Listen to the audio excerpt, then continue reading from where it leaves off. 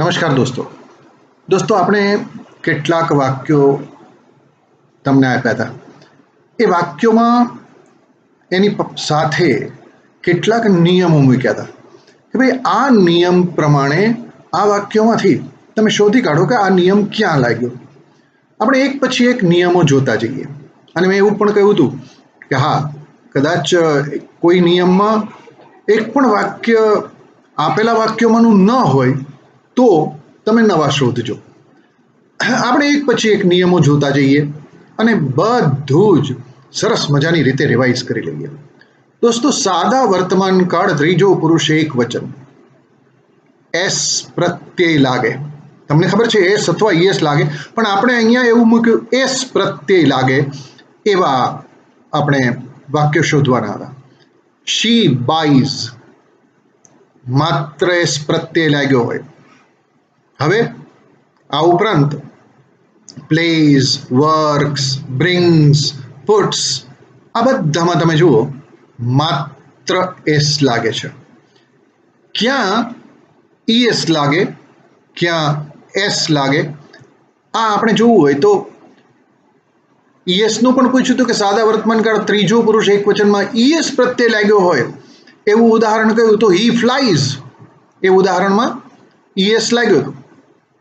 હવે કેચીઝ, બઝીઝ, મિક્સીઝ, પ્રેસીઝ, વોશીઝ, ગોઝ એટલે તમે જુઓ, જો ક્રિયાપદને છેડે S, double S, S H, C H, x, double Z કે ઓ આવતા હોય તો એસને બદલે ઈએસ લાગે. તદુપરાંત જો છેડે વાય હોય તો વાયનો આઈ કરીને ઈએસ લાગે. એટલે હી ફ્લાઇઝ વાળું જે વાક્ય છે ને એ વાક્યમાં વાયનો આઈ થાય અને ઈએસ લાગે, એ નિયમ લાગ્યો છે. એટલે ફ્લાઇઝ, ટ્રાઇઝ, ફ્રાઇઝ, ક્રાઇઝ આ બધામાં વાયનો આઈ થયો અને ઈએસ પ્રત્યય લાગ્યો. હવે યાદ કરીએ, સાદો ભૂતકાળ બે રીતે થાય, કાં તો ઈડી લાગે અથવા અનિયમિત રીતે થાય. હવે ઈડી લગાડતા હોઈએ, ક્રિયાપદના મૂળ રૂપને સીધો ઈડી લાગતો હોય તો walked, played, booked, waited, wanted, needed આ બધા જ ક્રિયાપદોમાં આવું બને. એટલે I walked, we walked, you walked, he she it walked, they walked, I played, we played, you played, he see it played, they played. અને વાયનો આઈ કરીને ઈડી પ્રત્યય લગાડો. જો સાદા વર્તમાન કાળમાં પણ વાયનો આઈ કરીને ઈએસ પ્રત્યય લાગતો. હવે અહીંયા વાયનો આઈ કરીને ઈડી પ્રત્યય લગાડો તો ક્રાઈનું ક્રાઇઝ થતું હતું, એ અહીંયા થયું ક્રાઇડ. ટ્રાઈનું ટ્રાઇડ, ફ્રાઈનું ફ્રાઈડ, કોપી કોપીડ, હરી હરીડ, મેરી મેરીડ, સ્ટડી સ્ટડીડ. પણ જો વાયનો આઈ ન થાય તો પણ ઈડી પ્રત્યય લાગે. એટલે play played, destroy destroyed, stay stayed. આ બધામાં આવું કેમ થયું તો કે વાયની પહેલા વ્યંજન નથી, વાયની પહેલા સ્વર છે. તમે જુઓ PLAY, AY, ડિસ્ટ્રોયડ OY, stayed AY, માટે વાયનો વાય રહ્યો અને ઈડી પ્રત્યય લાગ્યો. છઠ્ઠો નિયમ એવો મૂક્યો હતો કે સાદા ભૂતકાળમાં ઈડી પ્રત્યય લગાડતા પહેલા છેલ્લો વ્યંજન બેવડાય. નિયમ કેવો હતો? છેલ્લે એક જ વ્યંજન, એની પહેલા એક જ સ્વર હોય તો સ્ટોપ, STOP. છેલ્લો એક વ્યંજન પી, એની પહેલા એક સ્વર ઓ તો STOPED નહીં, STOPPED. બેન, BAN. છેલ્લો એન, એની પહેલા એક સ્વર એ એટલે BANED ને બદલે BANNED. સ્વેપ, સ્વેપ્ડ. પણ તમે જુઓ લુક અને કુક, આમાં બે સ્વર છે, માટે લુકડ કે બેવડાયો નહીં, કુકડ કે બેવડાયો નહીં. સાદા ભૂતકાળમાં ઈડી પ્રત્યય ન લાગે, અનિયમિત રૂપો થાય એના વાક્યો આપણી પાસે ત્યાં પૂરતા હતા. તમે જુઓ we went, you wrote, he flew, she bought, they brought. ગોનું વેન્ટ, રાઇટનું રોટ, ફ્લાયનું ફ્લ્યુ, બાયનું બોટ, બ્રિંગનું બ્રોટ. એટલે આ બધા જ અનિયમિત રૂપો થયા. દોસ્તો છેલ્લે ઈ હોય તો માત્ર ડી પ્રત્યય લગાડાય.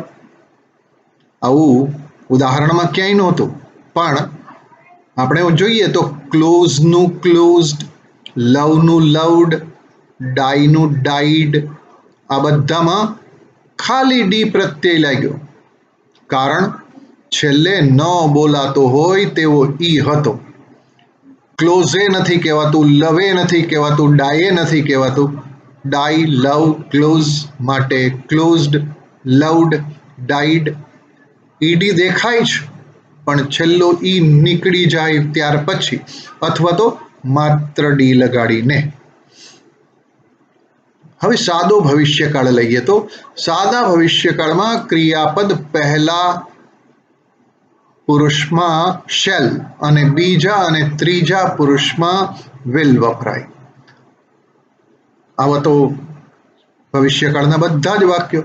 આઈ shall work, we shall go, you will write, he will fly, she will buy, they will bring. આ બધા જ વાક્યો શેલ કે વિલ, કારણ કે ભવિષ્યકાળ બનાવવા માટે આ જ રીત, આ સિવાય બીજું કશું જ નહીં, માટે સૌથી સહેલું. હવે ટુ બી નકાર, એમ ઇઝ કે આર હોય અને એના પછી સીધે સીધું નોટ મૂકી દો એટલે નકાર થાય. અહીંયાના ઉદાહરણોમાં ન મળ્યા, માટે આપણે જોઈએ તો આઈ એમ નોટ અથવા amn't, we are not aren't, you are not અથવા you aren't, he is not અથવા he isn't, they are not અથવા they aren't. તો આ ટુ બી ના રૂપ. આવી જ રીતે ટુ હેવ ન થાય. I have not, I haven't, પણ ચોક્કસ રીતે વપરાય છે, આપણે શીખ્યા છીએ દોસ્તો. સાદા વર્તમાન કાળમાં નકારની અંદર જો ટુ બી હોય તો પહેલા અને બીજા પુરુષમાં ડુ નોટ કે ડોન્ટ વપરાય.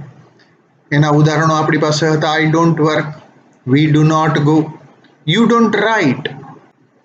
બસ પછી ક્રિયાપદનું મૂળ રૂપ જેમનું તેમ. પછી વર્ક હોય તો આઈ don't work, we don't work. Go હોય તો I don't go, we don't go, you don't go, you don't go, he she it doesn't go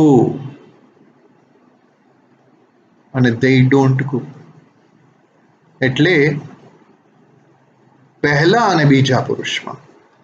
ત્રીજા પુરુષની વાત કરીએ ત્યારે ત્રીજા પુરુષમાં ડઝન્ટ વપરાય અથવા ડઝ નોટ વપરાય, અને જે પેલા ઈએસ લાગ્યો છે એ ઈએસ માંથી ઈએસ નીકળી જાય અને મૂળ રૂપ જ લાગે. દાખલા તરીકે આપણે હી ફ્લાઈઝ એવું કર્યું હતું, શી બાઈઝ એવું કર્યું હતું, તો હી ફ્લાઈઝ કે બાઈઝ એને બદલે ડઝ નોટ ફ્લાય કે ડઝન્ટ ફ્લાય અને ડઝ નોટ બાય આવું થાય. ઓકે. સાદા ભૂતકાળમાં નકારમાં જો ક્રિયાપદ ટુ બી હોય, એટલે કે વોઝ કે વેર હોય, તો એના પછી સીધું નોટ લાગે. એટલે આઈ વોઝન્ટ, વી વેરન્ટ, અથવા I was not, we were not, you were not, you were not, અથવા તો you weren't, he was not અથવા he wasn't, she was not અથવા she wasn't, it was not અથવા તો it wasn't, અને they weren't, they were not. હવે to be સિવાયના ક્રિયાપદ માટે શું? તો કે જો ટુ બી સિવાયનું ક્રિયાપદ હોય તો ડીડ નોટ કે ડીડન્ટ મુકાય, અને ડીડ નોટ કે ડીડન્ટ પછી ક્રિયાપદનું મૂળ રૂપ આવે. અહીંયા ત્રીજા પુરુષમાં પણ ડીડન્ટ જ આવ્યો, એટલે I didn't work, we did not go, you did not write, he didn't fly, she did not buy, they didn't bring. Didn't બોલાય છે, ધ્યાન રાખજો. પ્રશ્નાર્થ બનાવવું હોય અને ટુ બી ક્રિયાપદ એટલે એમ ઇઝ આર હોય, સાદો વર્તમાન કાળ, તો આ એમ ઇઝ આર ને વાક્યની શરૂઆતમાં મૂકી દેવાનું છે. એટલે એમ આઈ પછી ક્રિયાપદ, સોરી, ત્યાર પછી માનો કે આઈ એમ એ ટીચર, પ્રશ્નાર્થ કરીએ તો am I a teacher, we are students, are we students, આ રીતે આપણે મૂકવાનું છે. હવે